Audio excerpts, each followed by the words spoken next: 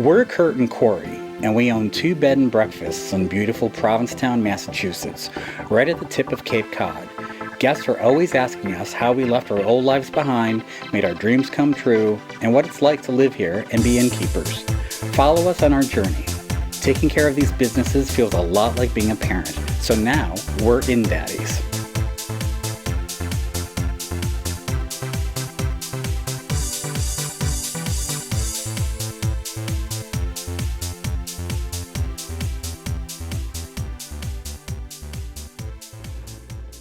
This morning, Kurt and I are doing breakfast by ourselves. The staff is at ServeSafe training today. And so we're gonna do it like we used to do it. For how many years did we do it by ourselves? 7, 8, 7? Forever. Our breakfasts are a lot easier to do now than they were back then when we had a buffet. And I was cooking my brains out as soon as I woke up every morning.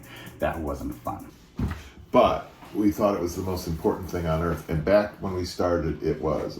Our first year, we just kept delaying opening. We were polishing silverware. We were folding and refolding napkins and just stupid stuff. And now we know what's important. And as you go along in your businesses, you'll figure out what's important too. And so you can really spend your effort on that and not waste your effort on other stuff like what we did. And what we've learned from talking to other innkeepers is that is very common. Everybody basically tries too hard at the beginning. And if you don't try too hard at the beginning, I'm not sure that you're cut out for this, because your default should be let's make things perfect.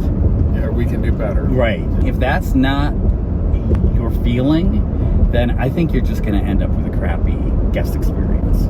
It's better to start there and then kind of calm yourself down, reel yourself in a little bit. Can you imagine those people who start and are like, oh, it's good enough?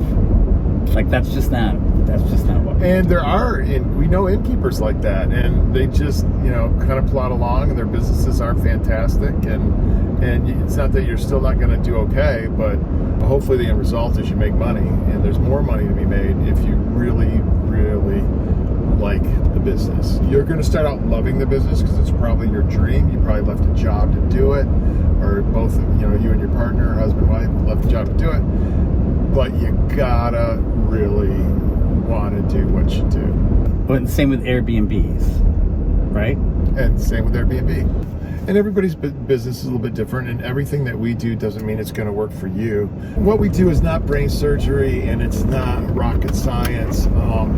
But it's people. It's the people business, and the industry changes too. Since COVID and during COVID, nobody wanted anything to do with anybody, but they still wanted to go somewhere. And now, this is 2023 that we're talking about. People don't like interaction, so we've switched our business. We do a little phone call before they arrive and take care of any particulars, tell them all about the room, how to get in the room, how to stay, and they never have to see anybody if they don't want to. And that's the trend right now. Could change next year. We have guests from all over the world. We used to have more from all over the world before Trump got elected.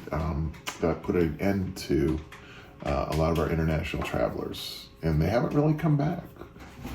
Dubai people haven't come back. Australians haven't come back. French haven't come back. A lot of the Asian countries were coming before Trump. They haven't come back.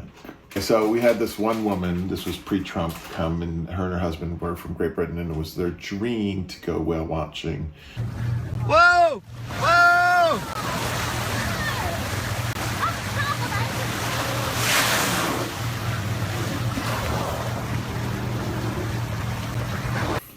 And she would say to Cory, because Cory did all the guest relations back then, "Good morning, Cory." I'm not doing it right. "Good morning, Cory." And it was just so cute. We love the Brits.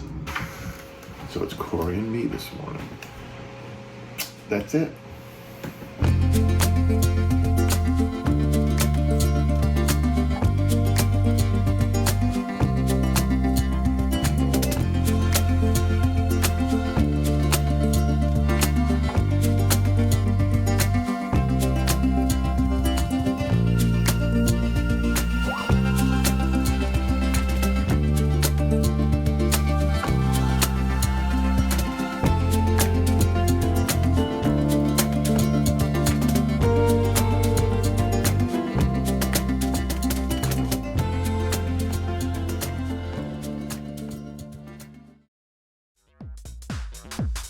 this smell was obnoxious. So I wake up and it's in my nostrils now. We're trying to do everything we can to make this good with this guest, and also hope that the next guest going in will be happy as well.